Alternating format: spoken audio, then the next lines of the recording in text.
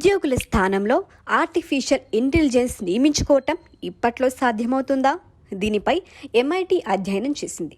దీంట్లో పలు ఆసక్తికర విషయాలు వెల్లడయ్యాయి. ఆర్టిఫిషియల్ ఇంటెలిజెన్స్ AI వల్ల ఉద్యోగాలు పోతాయంటూ ఆందోళన వ్యక్తమవుతున్న వేళ ఓ కీలక నివేదిక ఊరటనిస్తోంది.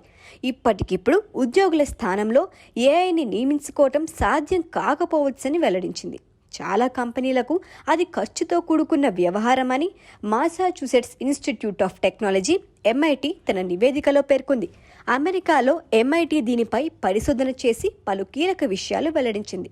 చాలా సంస్థలకు AIని నియమించుకోవడం కంటే ఆ స్థానంలో ఉద్యోగులను కొనసాగించటమే తక్కువ ఖర్చుతో కూడుకున్నదని గుర్తించింది. రానున్న కొన్ని దశాబ్దాల పాటు ఇదే పరిస్థితి కొనసాగొచ్చని తెలిపింది.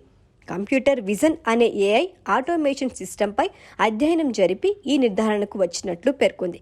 కేవలం 23% ఉద్యోగాలను మాత్రమే AIతో రీప్లేస్ చేయటం కంపెనీలకు ఖర్చుల పరంగా కలిసొస్తుందని తమ పరిశీలనలో గుర్తించినట్లు తెలిపింది.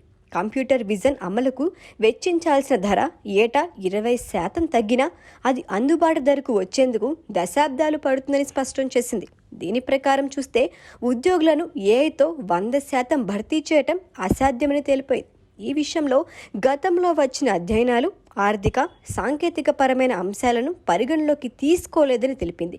కేవలం AI సామర్థ్యం, దాని పనితీరు మాత్రమే అంచనా వేశాయని స్పష్టం చేసింది. అయితే జాబ్ మార్కెట్లో మార్పులకు మాత్రం AI ఖచ్చితంగా కారణమవుతుందని మాత్రం తేల్చింది.